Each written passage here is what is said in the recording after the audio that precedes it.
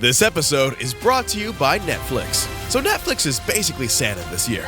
2 NFL games on Christmas Day, streaming live. At 1 p.m. Eastern, it's Cowboys, Commanders. Then at 4:30, you've got Lions, Vikings. Midwest football, playoff stakes, and probably some snow. Watching holiday football is a tradition the whole family can enjoy. Open some gifts, grab some food, settle in, and watch NFL Live on Netflix this Christmas Day.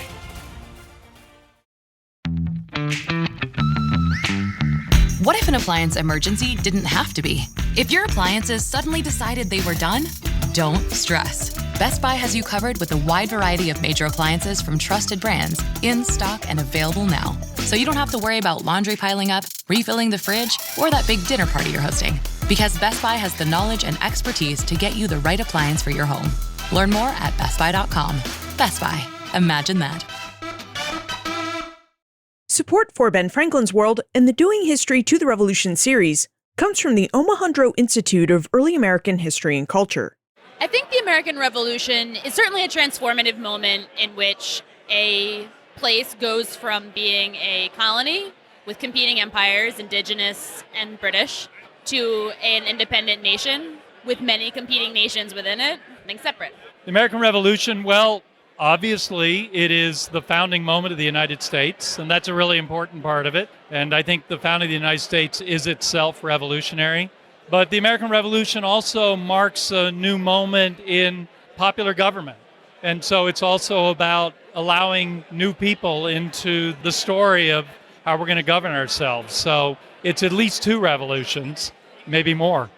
I think that the revolution was an opportunity for a lot of different people to make changes in their lives. Some of them did it for ideological reasons, but some of them took advantage of a chaotic situation to change their situation. The American Revolution from Indian country is the breaking of institutional shackles by colonists and then the creation of new ones for slaves and American Indians. The American Revolution was, on one hand, the military conflict that resulted in the political separation of America from Britain, but on a larger sense, it was a moment that marked a rupture between certain commercial and political and economic practices of the 18th century that opened up a bridge towards the economic development and political developments of the 19th century. That's a hard question. What do we mean by the American Revolution? How do we define it? Was it a war? Was it a social movement, a political movement, or an economic movement? When did the American Revolution begin? Was it as John Adams suggested to Hezekiah Niles in February 1818, that the revolution was effected before the war commenced? That the revolution was in the minds and hearts of the people? It turns out, defining the revolution is a difficult task. And if you ask a lot of different historians to define what the American Revolution was, as I did at the Omohundro Institute's annual conference in June, well, you'll get a lot of different answers to the question. The American Revolution was a whole combination, a whole series, a whole congery of events and rebellions that happened in what became the United States, as well as the Caribbean and the Atlantic and around the world in the 1760s, 1770s, and 1780s that resulted in the birth of the United States. I think it's a social and political movement to form a republic that sought to redress some of the grievances they saw in the British Empire, but retain much of the same economic and in a lot of ways much of the same political system as well. The American Revolution was the moment when British colonials in the American colonies organized rather organically a series of protests that turned into a great war. The American Revolution is a moment of great upheaval in the 1770s and 1780s that eventually ends up creating a nation and moreover opens up all kinds of new ideas about the ways in which people can be part of a national and an international world. The American Revolution was an event by which the British colonies and the imperial government strongly disagreed over the proper way to run the empire, largely failed to come to an agreement, and through a combination of events to do with global trade, religion, and national politics in the colonies, came to a significant break, which led to years and years of war and the creation of a brand new nation. Welcome to Ben Franklin's World, a podcast about early American history with Liz Covart. The study of history is key to understanding who we are and how we can affect a better future. Ben Franklin's World will introduce you to historical people and events that have impacted and shaped our present-day world. And now, here's your host, Liz Covart. Hello, and welcome to the Doing History to the Revolution series on Ben Franklin's World.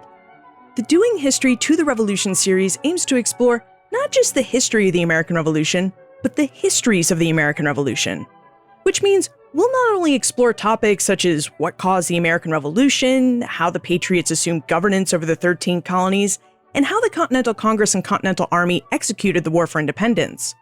We'll also explore how what we know about the American Revolution has changed over time. This episode, episode 151, kicks off this series with an exploration of how we define the American Revolution. And as you just heard, there are a lot of different answers to that question. So we're going to explore a case study of how a historian who was asked to define and explain the American Revolution to a really large group of people did so. We're going to go behind the scenes of the Museum of the American Revolution in Philadelphia. Philip Mead is the historian and curator of the Museum of the American Revolution. Since 2011, Phil has been advising the museum on how to curate exhibits that convey the dynamic story of the Revolution using Revolutionary-era weapons, personal items, documents, and works of art, as well as modern-day immersive galleries, dynamic theaters, and recreated historical environments. Phil and his colleagues definitely had a tough job. They had to answer the question of, how do you define and tell the story of the American Revolution, given its large scope and complexity, and given the fact that you don't have infinite amounts of space to do so? Now, grappling with this question also means that Phil and his colleagues had to answer other questions, such as, what stories and aspects of the American Revolution do you include in the museum's story and interpretation of it? Do you favor protests and other political actions over the military actions that secured independence? And how do you balance the revolution's military and non-military aspects? These are questions we're going to ask Phil during our conversation about the museum and what we mean by the American Revolution. So with that introduction in place, are you ready to meet Phil and venture into the history of the American Revolution? Off to the revolution we go.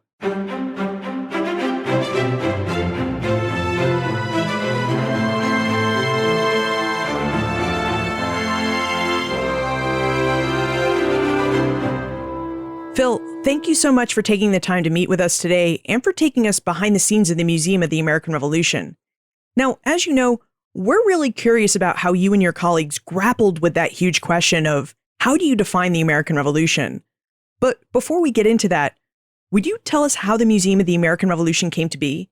Why was the museum created?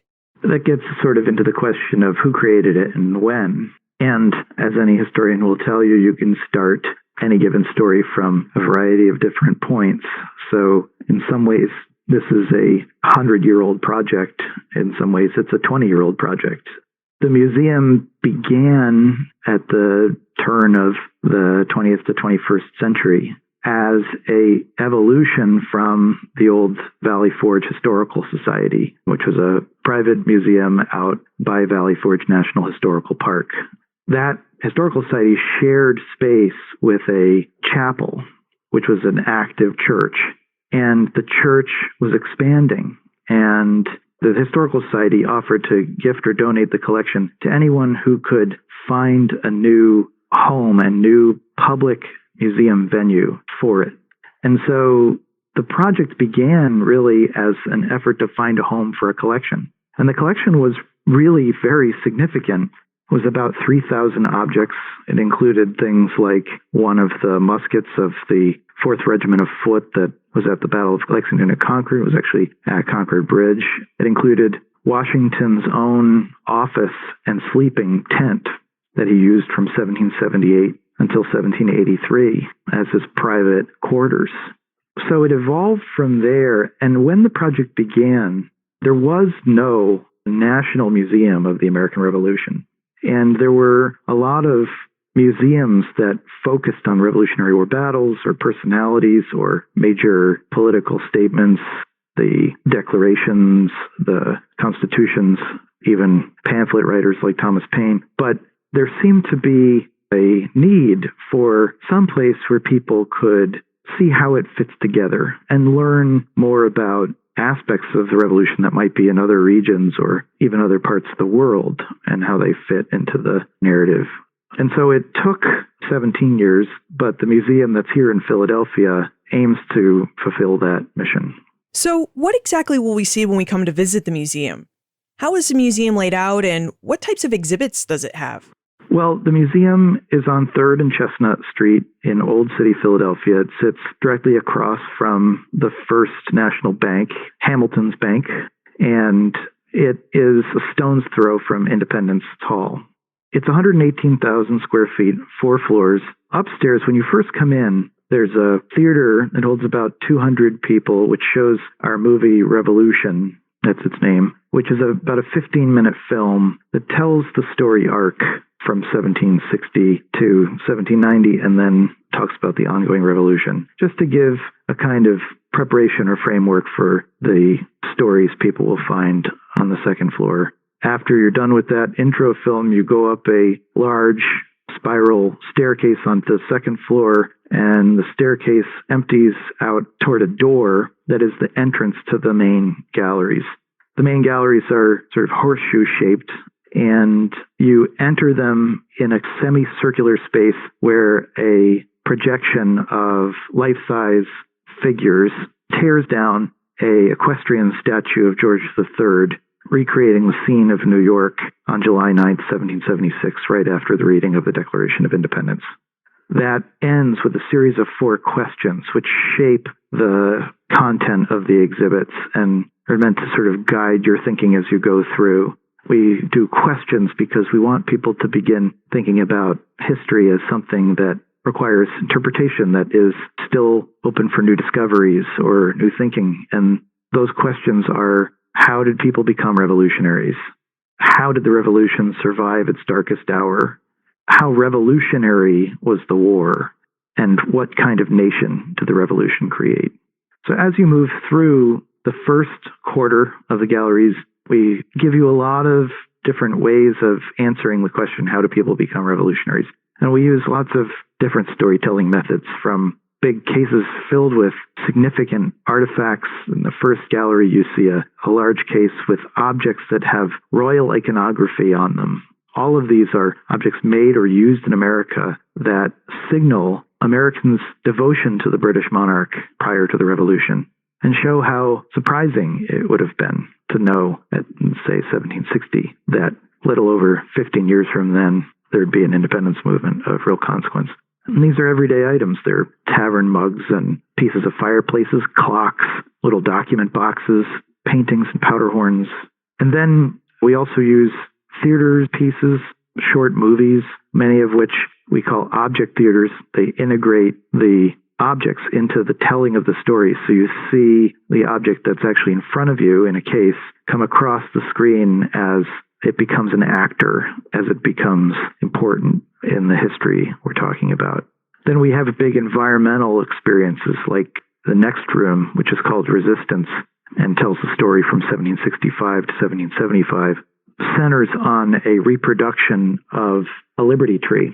And hanging from it are lanterns recreating the scene in Boston after the repeal of the Stamp Act, when Sons and Daughters of Liberty hung lanterns from their own homes, one each to symbolize all the members of Parliament who had voted for repeal. And there's kind of a barn wall, which has an interactive where you can explore broadsides, kind of as if they were on that wall near the tree. There's also tactile elements for people who want to feel something, know what something in the past felt like. There's an area where you can explore and touch reproduction objects of goods that American colonists had access to from around the British Empire.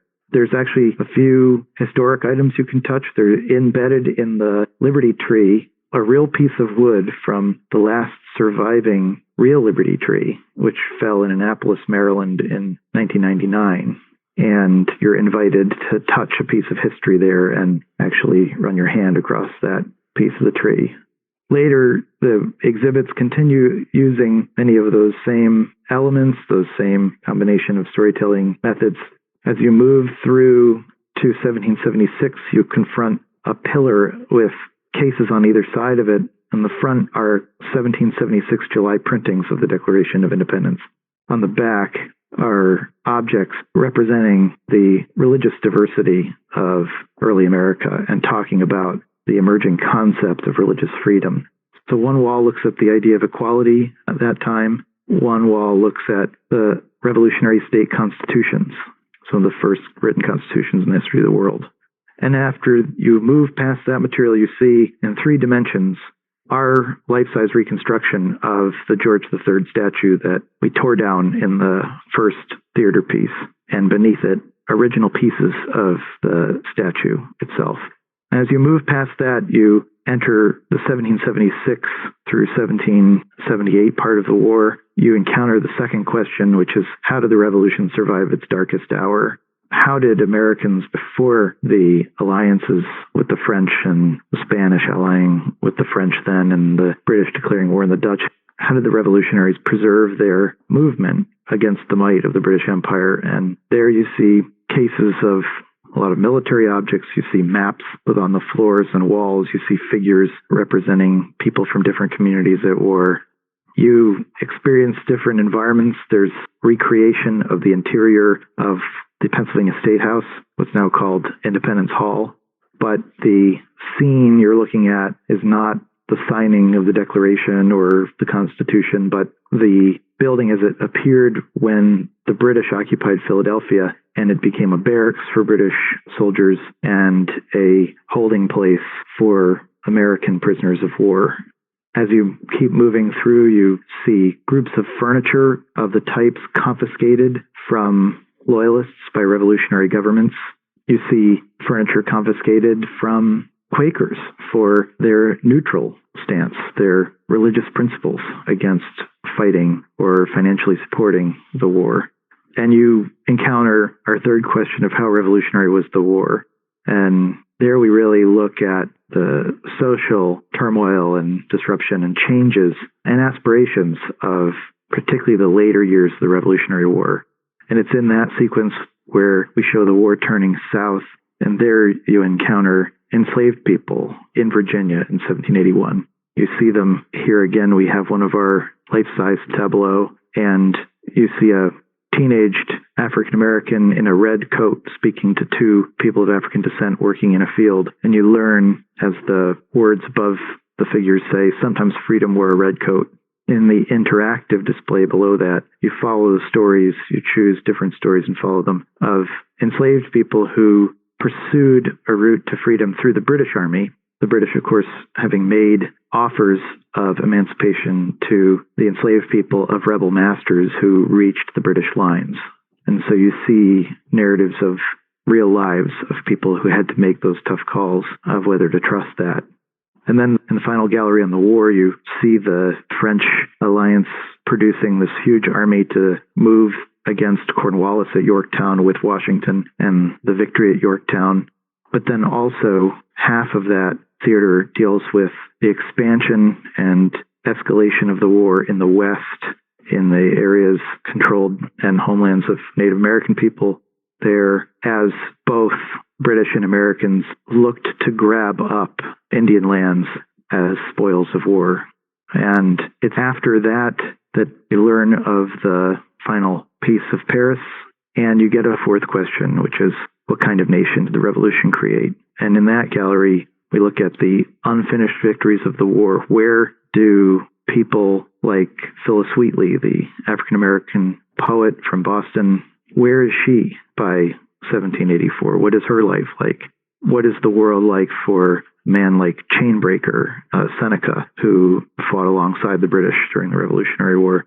And you learn about the Shayshites, or the regulator movement, trying to assert the rights of ordinary veterans and farmers, as well as the aspirations of statesmen like Benjamin Lincoln, who had fought as a general in the Revolutionary War and helped put the Shayshites down. You encounter, as the final large case, a collection of everyday objects now with Republican symbols on them, images of Washington and the chain of states that Franklin designed to represent the United States. You see eagles on neoclassical imagery of the Roman Republic. And that sort of bookends the first case filled with royal objects so that you have kind of come full circle and are confronted with the question, how much really did change if these objects are pretty similar, but they have different symbols on them? And as you leave, as you say, you have an ongoing revolution theater experience that takes the story up through today, and you pass by a wall of photographs of members of the revolutionary generation who lived into the age of photography. And as you pass by those, you turn, and there's a bank of mirrors that reflects your own image back to you, and it says, "Meet the future of the American Revolution." So the message is that while that generation has passed, the revolution and its ideas live on. Okay, so now that we have a better understanding of the museum and its layout, let's dive into our exploration of how the curators and historians at the Museum of the American Revolution define and interpret the revolution. Phil, would you tell us about how the Museum of the American Revolution defines the revolution? Sure. Well, about midway through the project, we actually convened a meeting to discuss what we mean by the American Revolution. And this is an old question. It's one that the revolutionaries themselves asked themselves. And we went back to try to find, what the revolutionaries themselves said, and then how the revolution has been defined in the public, in memory, as well as scholarship over 240 years. And of course, what we immediately identified as a problem is that the one thing the revolutionaries seemed to agree on is that they couldn't agree when the time period began and ended, and that historians seem to have some of those same debates. So, for example, John Adams in 1818 published an essay in Niles' Weekly Register saying that, what do we mean by the revolution? And he said, the revolution was effected before the war commenced. It was in the minds and hearts of the people. This is a kind of a familiar quote. Now, a slightly lesser known quote comes from Benjamin Rush, who in 1787 wrote, "There's nothing more common than to confound the terms of the American Revolution with those of the late American War. The American War is over, but this is far from being the case with the American Revolution." So you have Adams saying that the revolution was effected before the war, and Rush saying it's barely begun by the time the war is over. And then, there are, I think, a lot of definitions of the revolution that are squarely about the war, that the revolution is often thought to be equivalent to the war. So for us, in the midst of this sort of churning and process, we really arrived at a few basic approaches. One is that there was more than one revolution in America in the late 18th century, that certainly the revolution that created the United States and that set it in motion as a nation dedicated to government as republics, government by a popular rule on some level, dedicated to certain principles of rights and liberties and aspirations of equality, has a major role in our narrative, but also there are other revolutions that intersect with that revolution that sometimes are moving in their own direction. Revolutions of people like enslaved people who find in, as we put it, wearing a red coat, a certain hope and aspiration of freedom. That is, by joining and assisting the British forces, they might obtain their physical, possibly even political freedom. So these are part of a common era in which social and political and cultural norms are shifting and changing, and it's not clear what kind of world will come out of it. So we wanted to keep hold of these multiple revolutions without overly synthesizing them, without overly equating them, but also telling them as part of a continuous narrative. And so the second proposition, if the first is that there's more than one revolution, is to tell a chronological story through the museum that actually roughly runs along a fairly, I think, conventional periodization of a revolutionary era in American history. And ours roughly goes from 1760 to 1790. So the accession of George III to the throne of England, and then he was coronated in 1761, through to the sitting of the federal government in Philadelphia.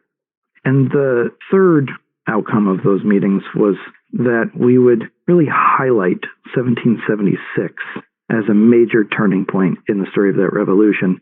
And not just because it was the moment when Americans declared the independence of the United States, but because the language of the Declaration of Independence, by committing that country's existence and reason for being to certain positions about universal liberty that transcended the realities of the social world of 18th century America. By doing that, the revolution took, I think, a dramatically new turn, and one that is still being worked out and reshaped and evolving today. And so our final point, which is conveyed in our last piece in the galleries, a theater called Ongoing Revolution, says that in that sense, in the sense that these transcendent principles are still being worked out, the revolution is still going on. And so the periodization in that sense would have to go all the way up through today. Phil, you hit this nail on its head. The idea of what the American Revolution was and when it began is a really fraught issue, not only with the people who lived through the revolution, but also with historians. Mm-hmm. Now, you noted that the Museum of the American Revolution starts its interpretation and history of the revolution in 1760.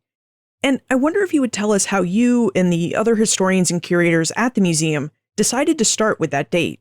Well, there were arguments to start it in 1775 with the outbreak of violence between the British forces and the New England Minutemen and militia that really began the war. But we wanted to make the point that the revolution and the war are not coextant, that the war was revolutionary in its impact, but the revolution isn't just the war. There was an argument to begin it in 1765. That's, of course, the Stamp Act year. And so there are many historians who have argued that that's the moment when Americans begin to really be conscious of a kind of separate identity and set of interests to the colonies, then to Britain and Parliament. But we really felt that it was important to also include the controversies over the West, particularly the way Native people were and their defense of their lands helped drive the direction of the British Empire. So at the end of the 7 Years' War in British North America, the Crown has this vastly expanded territory, and for all the promise that that offers, it also creates an incredibly increased complexity of populations and of interests and of expectations of that distant crown. And I think we were thinking the beginning gallery in particular of work like Brendan McConville's King's Three Faces, showing how, because the crown was so remote, it could mean all things to all people. As early as the 1730s, enslaved people are rebelling against their enslavement and using appeals to royal authority as a grounds for doing so. Meanwhile, of course, slave owners expect the British Army to protect their plantations, their right to own other people. That is one of multiple conflicts that the Crown has to resolve, which are embedded in the perception of people across North America that the Crown is powerful and is kind of on their side.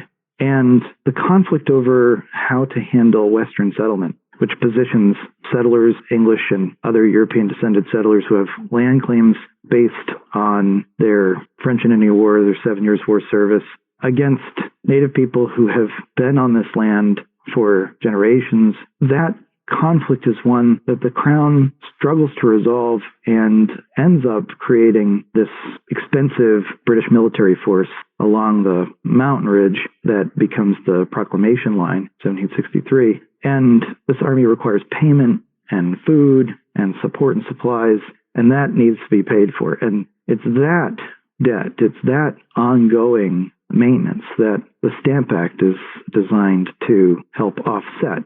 So we really wanted to show from the very beginning how it's the complicated dynamics of the diverse populations of North America that really show the beginnings of the American Revolution, that really drive the transformations of the early 1760s.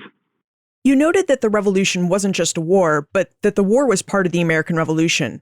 I'm going to take a minute here to talk about one of our sponsors, and then I wonder if you would tell us about how the museum balances telling the histories of the American Revolution and the War for Independence. This episode of Ben Franklin's World is brought to you by the Omohundro Institute of Early American History and Culture, proud citizens of vast early America and publishers of the OI Reader app. The OI Reader is a free app where you can explore high-resolution maps and images that you can enlarge and navigate, new and classic essays from the William and Mary Quarterly, the leading journal of early American history since 1943, and special interactive content like the bonus materials for the Doing History series. For many episodes of the Doing History to the Revolution series, you'll find complementary historical images, documents, and audio content to explore within the OI Reader app for free. For example, for episode 130, our episode about Paul Revere and his famous ride, you'll find an interactive first edition of Henry Wadsworth Longfellow's incredibly popular poem, Paul Revere's Ride. Scholars and talented staff members at the Omohundro Institute went through and placed icons around the poem. Simply tap these icons to open up illustrations and images of the people and places discussed in the poem. Plus, you'll also find clips of audio I had to cut from the episode, such as one from our guest, Christoph Irmscher, where he describes how Americans would have read the poem when it was published in the 19th century, and how you can read it today to get the most fun and information out of it. The OI Reader app is free and available for all your favorite iOS and Android devices. To download the app, visit your favorite app store and search for OI Reader, or visit benfranklinsworld.com/OI Reader.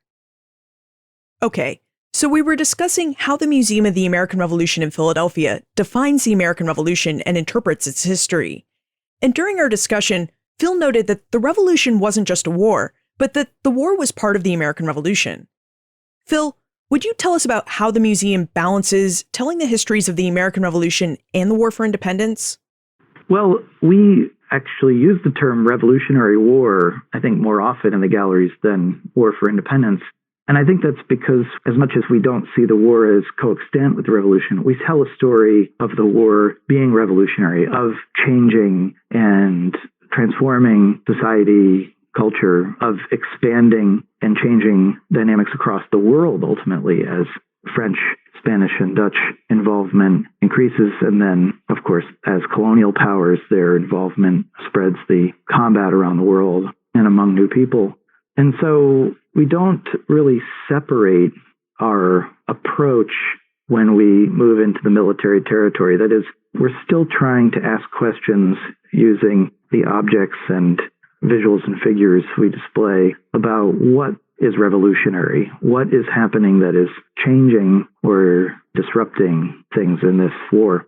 So that said, in some ways, with military history and with the story of war, there tend to be a lot of dramatic images and a lot of surviving objects that I think read as immediately tied to the story, immediately involved in political change or conflict. So there's many, many muskets surviving and swords surviving, and there's some textiles and headgear and things like that.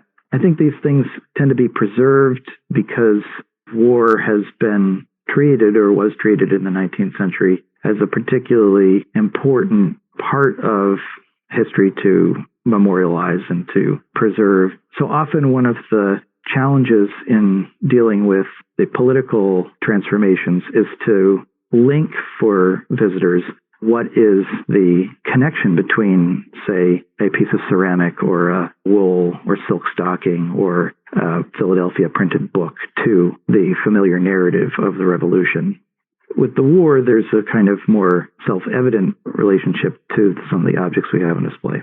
Now, that said, I also would point out that one of the things that we try to do in our telling of the war story is to really introduce visitors to different communities at war. So it's really when you get into the war proper, into the 1775-76 period through 83, that in succession you meet British soldiers as human beings, as people. They've got working lives, they've got aspirations, they have children following them in the camp. 1/6 to 1/10 of the British Army personnel were women belonging to the Army, camp followers, often wives of soldiers, and they're doing hard work around the camp. They're following the Army. And then you meet German and Hessian forces, you meet Native American communities at war, you meet the people from across the Atlantic world and even out to the Pacific as we learn about naval combat and privateering. You meet communities of loyalists, communities of neutrals like Quakers in Philadelphia, and you meet enslaved populations for North and South who are trying to navigate the promises made in different places at different times by both sides for their own emancipation, and trying to figure out which side has the best promise and best probable route to that outcome. And so the war parts of the exhibits are really a path traveling you through the worlds of revolutionary North America and beyond.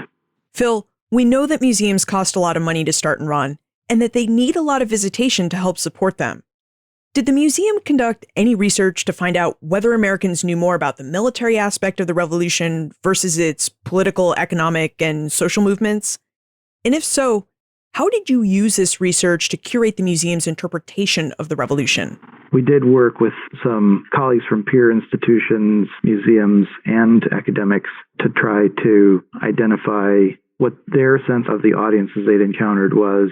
We did do some market research to try to learn what topics most resonated with people. But ultimately, we felt that what was more important than those quantitative studies was trying to tell a good story. I think we all felt that good story is a good story. And if you tell it well, people will find themselves engaged. They will identify with it as basically passing the smell test as real, as complicated enough, as empathetic, and somehow seeming true on some level. And I think that's what we really tried to do with our approach to the exhibits.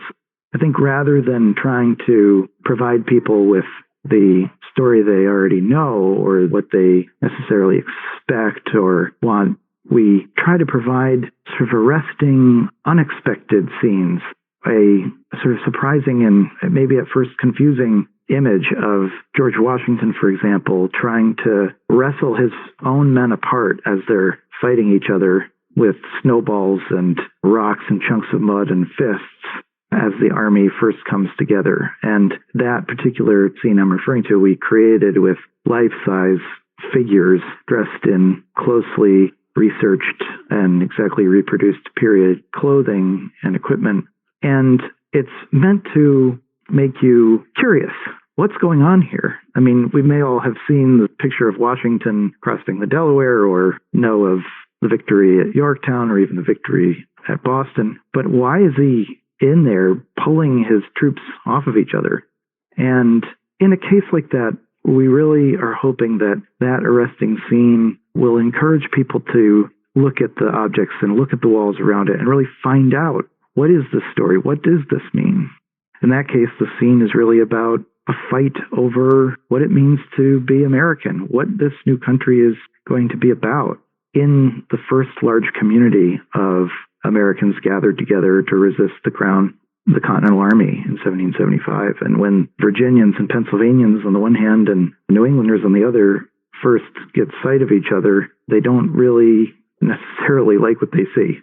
So it's that kind of, I think, surprising moment that can do the most to make the story real for people. Yeah, I'd like for us to talk more about how you tell the stories that the museum tells.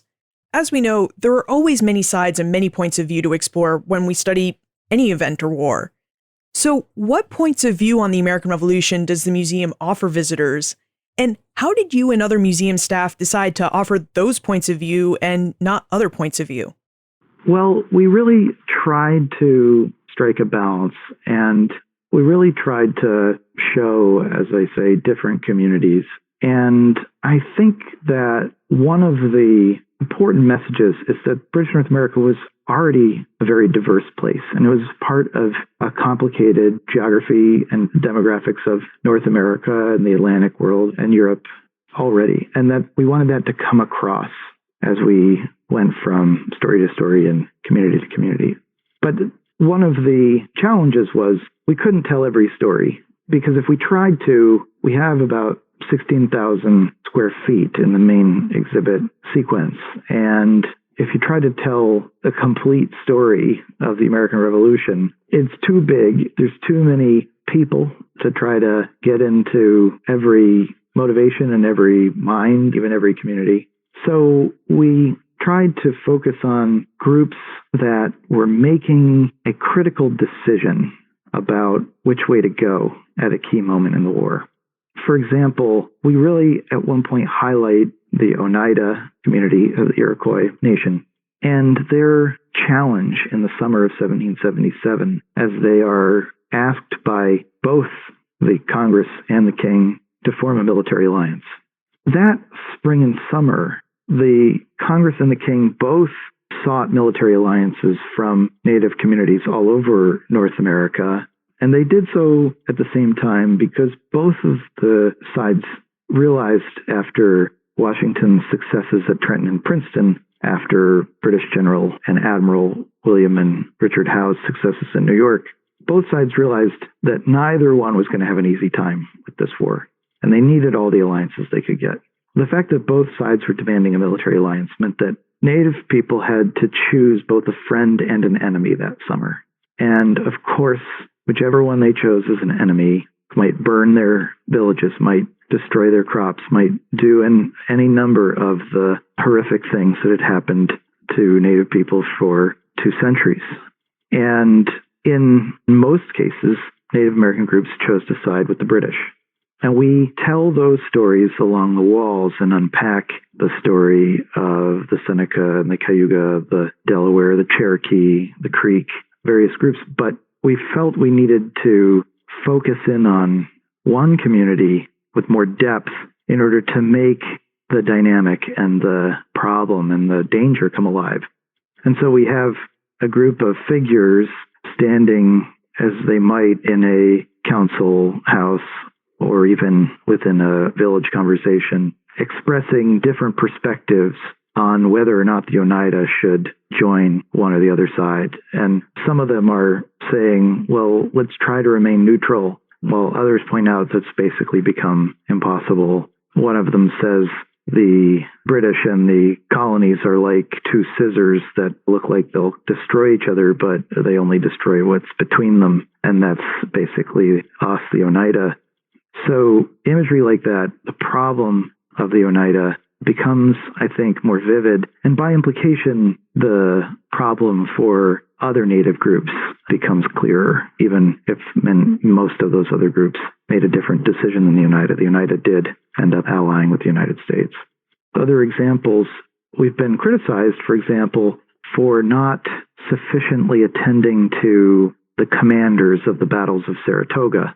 And instead, that part of the museum looks in depth at the experience of war at Saratoga on that campaign for a camp follower in the British Army, a German woman named the Baroness von Redesel, who was from Brunswick, Germany, and was married to the Baron Redesel, who was the commander of the Brunswick troops, who were attached to the British forces on that campaign. They were hired by the British to fight alongside them. These are part of the so-called Hessians. And she kept this remarkable journal of her experiences. And it is one of the most emotionally expressive accounts of the trauma of the Revolutionary War from the time, and certainly from a woman's perspective.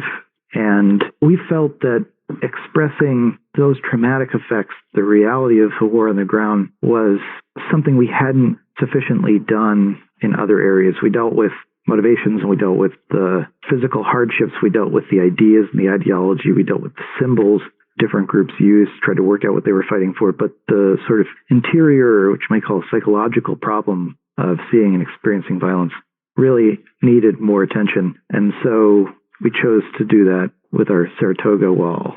In other words, every area has to do multiple things because we've got such tight space, and it sounds like a lot, but in the end of the day, trying to put the American Revolution into 16,000 square feet is a very difficult thing. So those decisions, all of them really took hours and hours of debate and discussion, and you could tell the story 1,000 different ways. And I hope that the galleries inspire visitors to think about how they might tell it differently, what stories they might have included. I think it would be a great exercise if schools came through and gave that assignment. What would you do differently here?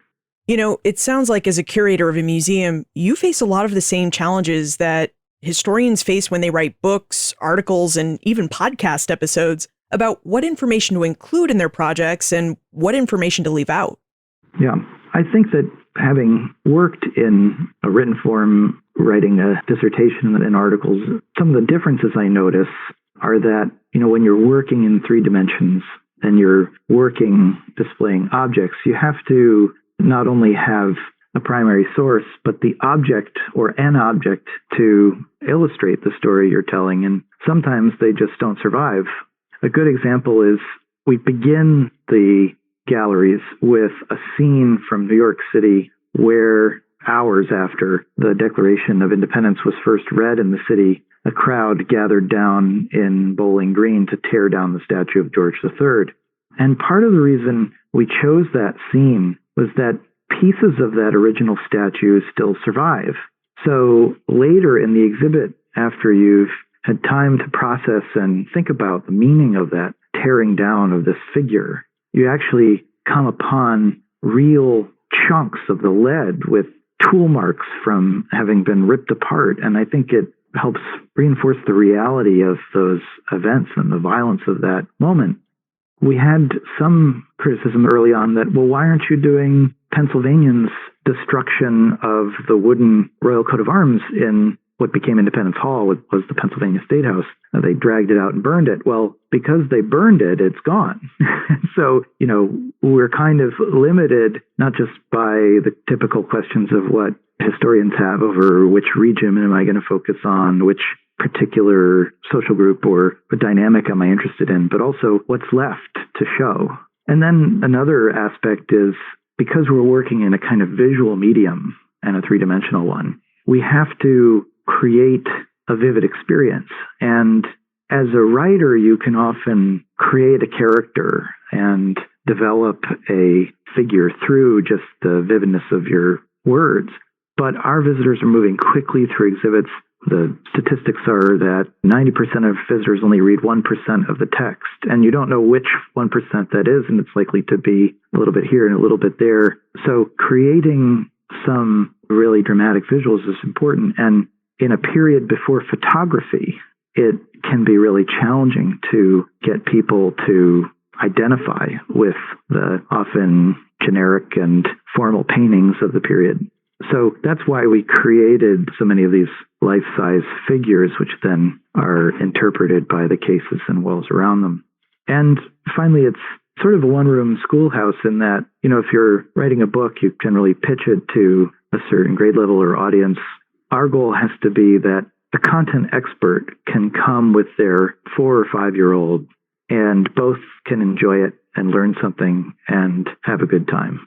And so putting all that together, it is a lot like the challenge of any other sort of historical narrative or analytical work, but it has some differences as well. Phil, what do you hope that visitors take away from their visit to the Museum of the American Revolution? Well, I think one of the things I hope people take away is the continuities between that time and ours. That as historians, our profession is the study of change over time. That's a traditional definition of it, I suppose. But I think to see that the revolutionaries, like ourselves, were complex, often divided, conflicted both in their own thinking and across different divides, and that nevertheless, in the midst of all that, this promise emerged that, as the Declaration of Independence says, we hold these truths to be self-evident, that all are created equal, endowed with certain inalienable rights, among which are life, liberty, and the pursuit of happiness. I think that's a remarkable story. And I hope that it's not so much as a discredit of the revolutionary generation that, as one reviewer put it, we present them warts and all, but rather gives confidence to us today that we can do remarkable things too. What was the American Revolution and how do we define it? These are old questions. Questions that date back to the founding, when the founders themselves asked, what was the American Revolution? Was it a war? Was it an event? When did it start and when did it end? Even today, with nearly 250 years of distance from the Revolution, we struggle to answer these same questions. This is why Phil and his colleagues took an expansive view of the American Revolution when they created the Museum of the American Revolution. The museum showcases many different things, like the protest movements of the 1760s and early 1770s, the war that took place between 1775 and 1783, and the political events that culminated with the creation and implementation of the Constitution of 1787. Like many scholars, the Museum of the American Revolution views the American Revolution as a long event, one that spanned between 1763, with the end of the French and Indian War, to the installation of the federal government in 1789 and 1790. Now, additionally, the Museum of the American Revolution also highlights that there were many different revolutions that took place during the all-encompassing American Revolution. With physical and digital exhibits, the museum seeks to give voice to the many different experiences of the revolution. Because as individuals and groups, civilians, soldiers, sailors, women, enslaved people, Native Americans, Loyalists, and British and German soldiers all experienced the American Revolution differently. And this is what makes studying the history of the American Revolution so fun and exciting. It's a huge event and period, which means there's always room for new interpretations, new focuses, and new discoveries. Plus, how we understand the revolution changes over time. We need to remember that history is about interpreting what happened in the past so that we can make sense of it in the present. Historians base their interpretations on documentary, physical, and oral evidence from the period of the past that they're studying. But no matter how hard they try to stay objective and view events like the American Revolution on their own terms, the present informs their interpretations. This is partly why what we know about history changes over time, because the circumstances in which we investigate history change over time. It really is true that the history books we love to read are often as much about the time they were written in as they are about the past people and events that they seek to tell us about. And this is why exploring the American Revolution, what we know about it, and how what we know about it has changed over time is what the Doing History to the Revolution series seeks to do. To best understand the American Revolution, we not only need to understand its history, we need to understand its histories. Look for more information about the Museum of the American Revolution, the Doing History series, and notes from our conversation on the show notes page, benfranklinsworld.com/151. I'd like to extend a big thank you to the Doing History team for all their help with this episode, and to all my colleagues who took the time to answer my questions about the Revolution at the Omohundro Institute's annual conference in Ann Arbor. The historians you heard voicing their definitions of the American Revolution at the start of this episode were Norris Lenimsky, Elijah Gould, Caitlin DeAngelis Hopkins, Cam Shriver, Matthew Spooner, Andrew Shockett, Lindsay Chervinsky, Marcus Nevius, Serena Zabin, and Craig Gallagher. If you'd like to hear more voices from this episode, explore the bonus content the Omohundro Institute has prepared in the OI Reader app. The OI Reader app is free and available for all your favorite iOS and Android devices. To download the app, search for the OI Reader in your favorite app store, or visit benfranklinsworld.com/OI Reader. Finally, how do you define the American Revolution? I'm curious what you think, so please send me your thoughts via email, liz@benfranklinsworld.com, tweet me @LizCovart, or post a comment in our listener community on Facebook. And remember, never leave till tomorrow that which you can do today. Are you interested in the parts of history that remain a mystery? Do you want to learn more about the historical myths and misconceptions used to prop up false belief today? I'm Nathaniel Lloyd. In my podcast, Historical Blindness, I delve into all of these topics, sharing puzzling tales from the past and examining hoaxes, conspiracy theories, and misremembered events that provide insight into modern politics and religion. New episodes every 2 weeks. Find Historical Blindness on most podcast players and platforms. As a longtime foreign correspondent, I've worked in lots of places, but nowhere as important to the world as China. I'm Jane Perlez, former Beijing bureau chief for the New York Times. In our third season of Face Off, the US versus China, we'll explore some of the biggest issues dividing these global powers today. Trump and Xi Jinping, AI, China's growing military might, and also robots. New episodes of Face Off are available now, wherever you get your podcasts.